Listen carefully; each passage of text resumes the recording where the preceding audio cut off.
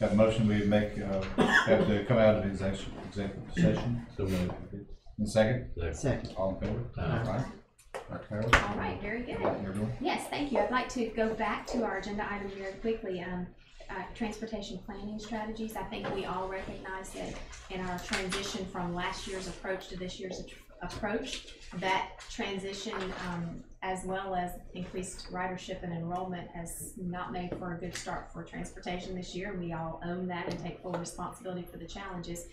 Mr. Farmer and myself and Dr. Blankenship have spent significant amount of time trying to problem solve and figure out how to improve our challenges. So I'm going to ask Mr. Farmer and Dr. Blankenship to speak to it. I mentioned the new job descriptions a little bit, but if we can walk through those, that would be helpful. Certainly. Absolutely.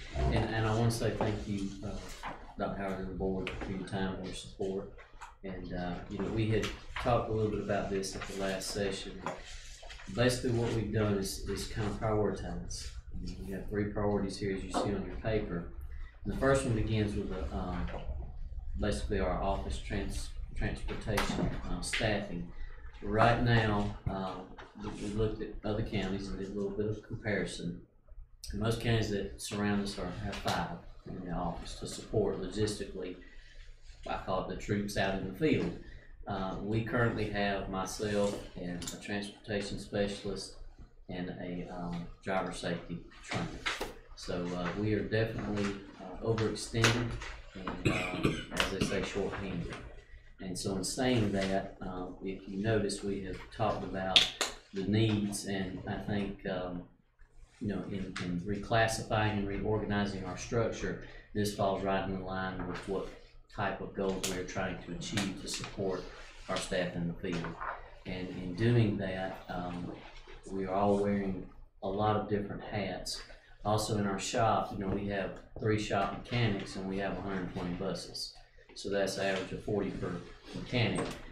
It's recommended that you have 20-25 buses, and we also don't have a shop supervisor. Per mechanic, 20-25 buses per mechanic. That's right, per mechanic. That's a state recommendation. That is correct. So it has made it challenging among what we faced this year also. So in saying that, the reason for the reorganization of the office comes into play here with, and Dr. Blankenship probably can talk more about that, with you know, a routing supervisor and a driver trainer supervisor. So you do have those 2 job descriptions in your packet, and you can see the responsibilities outlined there.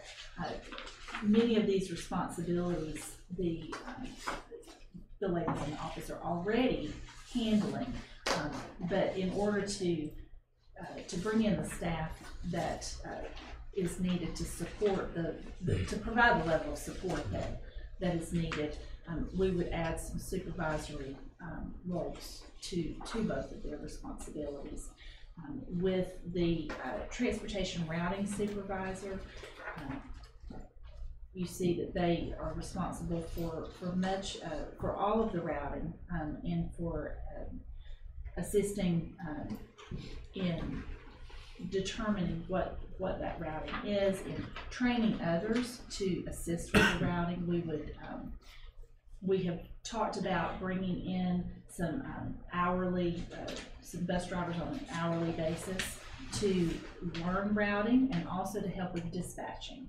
And so the routing supervisor would be responsible for supervising those individuals that assist with that. And that would really help, particularly in those heavy times in the morning and the afternoon. We've looked at some creative scheduling options that if this is approved, we could use in order to maximize their time and the support that would be provided for the office. Because that's the volume of when our calls come in, usually in the morning and in the afternoon. Right during round time. That's exactly right. Makes sense. And it goes in hand when you have buses that are doubled up due to, and that falls kind of under priority 2 with recruitment and retention, finding qualified people and recruiting and maintaining them, trying to get them to stay. And it's been a challenge this year.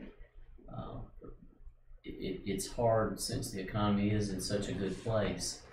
It's hard to get people that honestly want to sit behind 40 to 60 kids and have to deal with the behavioral management part of it and the liability that carries. So it's been very difficult to recruit and retain drivers, and these are some of the things that we're working on to help us with that are listed as you see here. So Dr. Blanchard, if you want to talk a little bit more about the Actual strategies. Supervisor, we can finish that and then move on to the Right. next. So the only thing that I would add is that both of these positions that we have defined the roles and responsibilities for are positions that other counties have. It helps us to have an equal. I think it levels the playing field. Right. Equal support. Any questions about the job descriptions? Y'all have time to look over those. Dr. Blanchard will be in the office tomorrow, so will I, and we can answer those. Happy to answer any questions. And then recruitment and retention is definitely the next priority. Yes. And we are excited about some of the things that we have talked about. If you notice in the, we're dealing with the challenges, we know the challenges, and of course no sub-pool, the shortage of qualified drivers, economic conditions that we've already mentioned, and driver compensation. Some of the things that we've talked about is, rewarding the ones that are here every day, giving them an incentive, the $50 a month incentive. I really like this because it shows, hey, we appreciate you guys in the incentive base, so you have the opportunity to earn that extra money throughout the year. Extra $500 a year. That's right. And it's broken down in the November before Christmas, and of course in the end of the year for their vacation that they take, hopefully during the summer.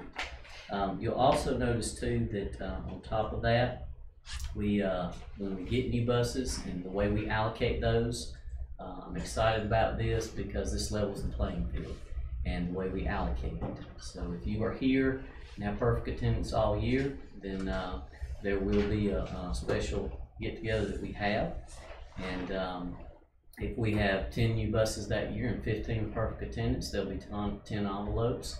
They will draw from those envelopes, and each one will have a chance to go and crank that bus. If it cranks, then that's their new bus for the year. So it levels the playing field and gives everybody the opportunity to do that. And adds a little excitement. It does, absolutely. And I have a lot of, especially young drivers, that are very enthused about that.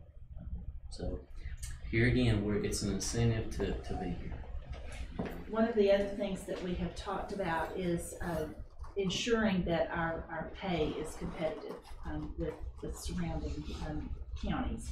And so while we have not budgeted for this year, we would like to propose an increase in pay for next year for the drivers. And you can see here the increase in grades and hours.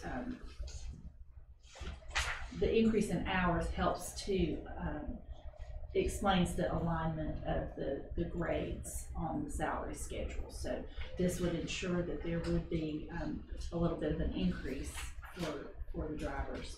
And then it also, you notice that the special education drivers would be 7 hours a day, general ed drivers 5 hours a day. We took a look at what they're actually driving now, and that really helps to align with the number of hours. It's a more accurate reflection of what they're driving. Anna Dodge did conduct a salary analysis for us on this, and based on what we expected to cost, it's probably the same, if not less, than what we're spending on overtime right now. Mm-hmm. So if we increase it by 1 hour, but increase their pay enough, substantially, they're still getting a little bit of a pay bump, but we're paying less overtime. And with these other strategies that we would like to implement, we believe that will help offset the cost of overtime as well. So. Also too, below that, and here again, I'm excited about all of these, but especially this one. The best way that we can get people to come and do things is word of mouth. I think we all realize that, know that. We talk about putting signs out, which we have, but the word of mouth. I have one driver that has referred 3 people to me already, and 2 have come forward and are actually drivers. One's fixing to start next week. So in order to reward that, we are looking at if any driver wants to recommend someone and they stay 6 months with us or 120 days, they will receive a $500 finder's fee or bonus per se for doing that. So what that does is, this gentleman that has got us those two people, it gives him an incentive to go out and say, man, that's a little extra for me. I can get more people. Or the mom that sits at home that I don't know about and has nothing to do or wants a job just to make a little money or wants to provide insurance, or the dad, it's great because somebody might know a friend or I know a friend, and it gets them out and does that. So that's very exciting to me. And if we could go back to, one thing we didn't mention is the master driver status.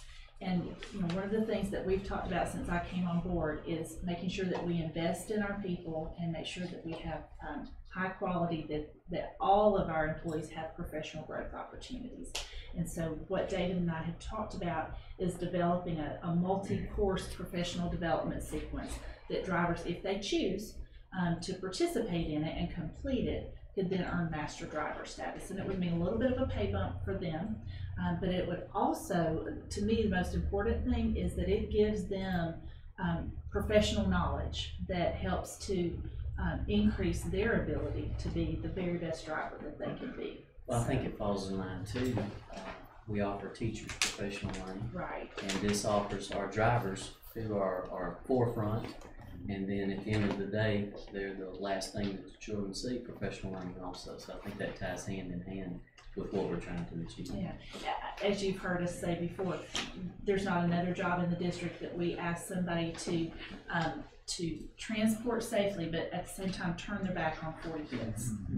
We don't ask our teachers to do that, and so we want to make sure that they are well equipped to handle anything that comes their way.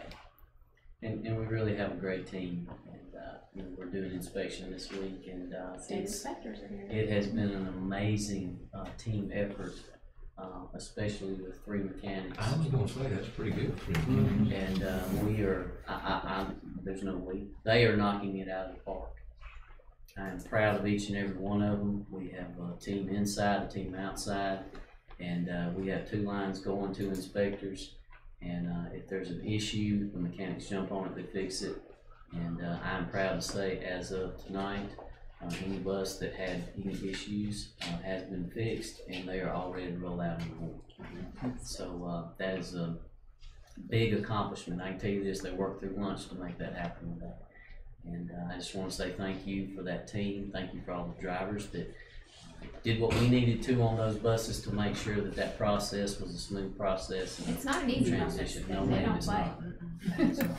Yep. The last, I'm sorry, No, go ahead. catch off. The last 2 strategies under recruitment and retention are one, sub-drivers have been an issue for us. We don't have sub-drivers, so we are looking at offering current employees who have a CDL or are willing to obtain a CDL the opportunity to be a sub-driver, and you can see the rate of pay listed there. And so that might be a nice incentive for anyone who wants to pick up a little extra money and already has their CDL.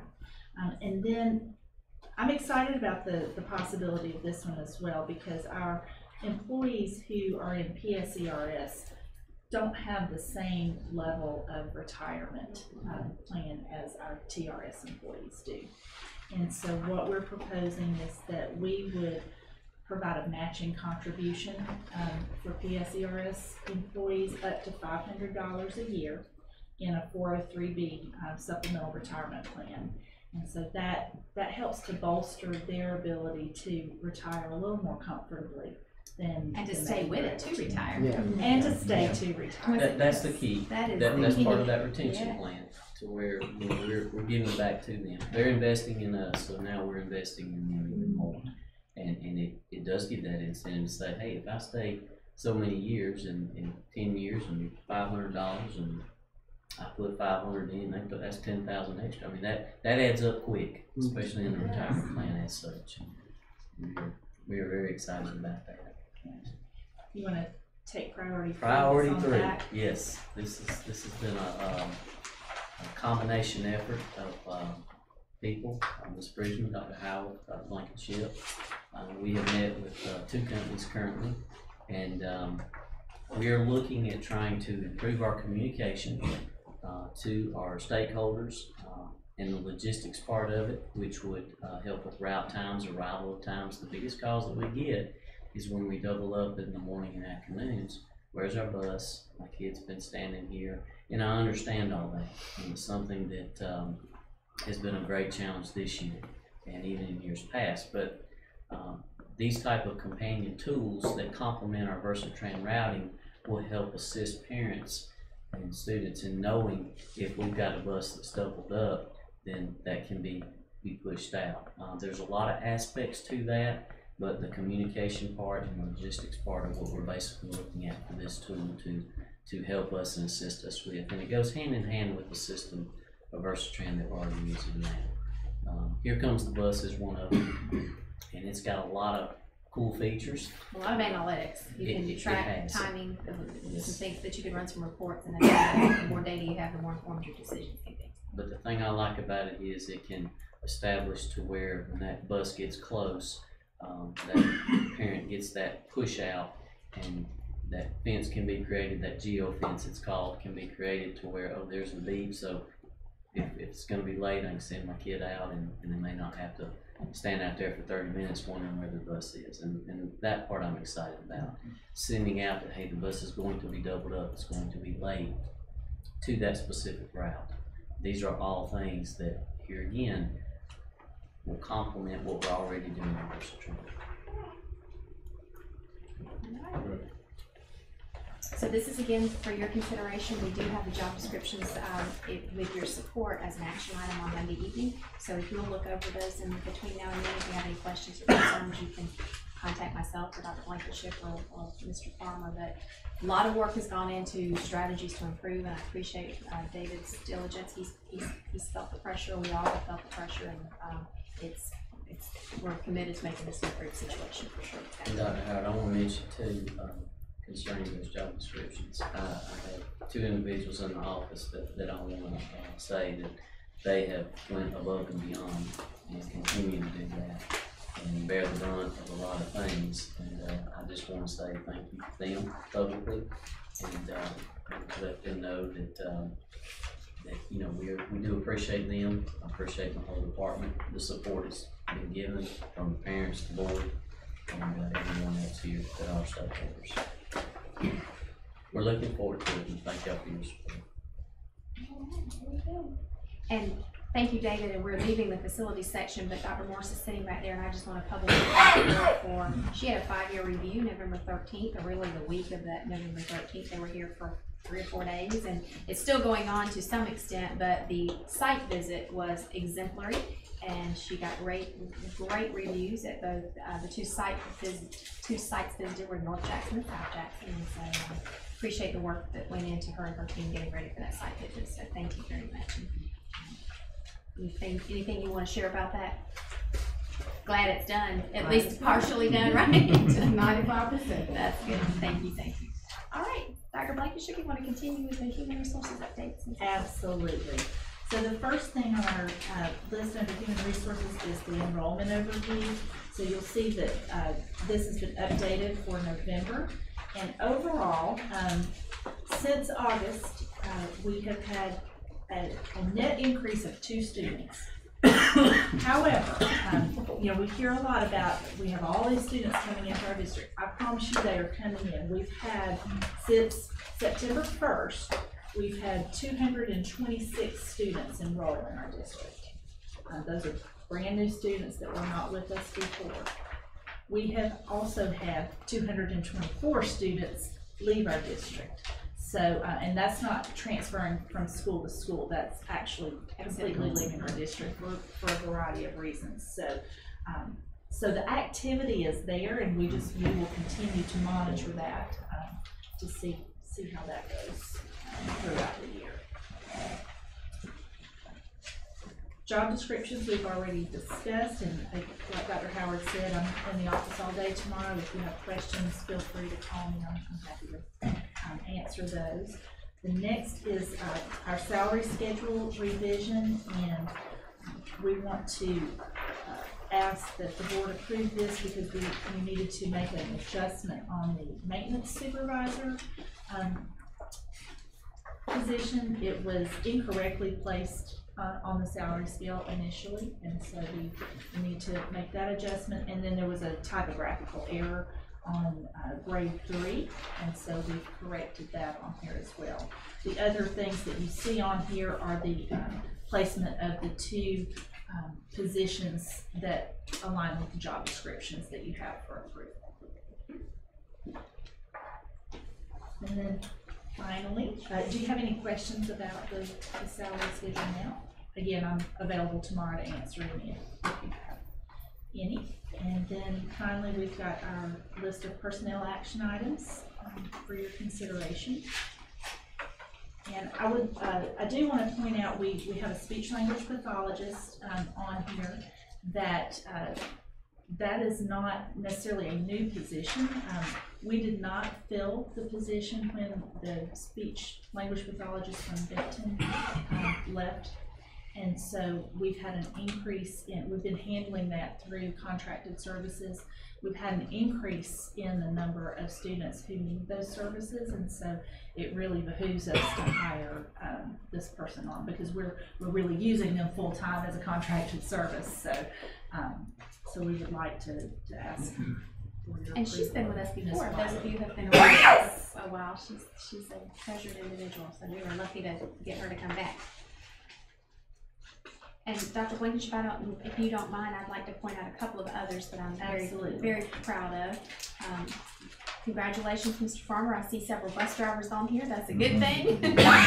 So that's outstanding. And then, of course, I want to send a very special thank you to Josh Patton, who has done an amazing job of helping us navigate facilities with the transition of Mr. Hitzkes as well as Dennis Patrick, and he's just been a great soldier and continues to lead the team. And therefore, we have a maintenance supervisor who is also an internal representative of Jackson County. So I'm proud for Josh Poe, who's going to move from our HVAC specialist to the maintenance supervisor. So that will be some assistance to Josh to continue that work. And of course, you see here the name of Mr. Ted Gilbert, and Mr. Gilbert is a very, very refined, experienced veteran leader in in Clark County, who is recently retired and has served as an associate superintendent overseeing facilities, operations, and transportation and custodial services. And he is willing to come and join us half-time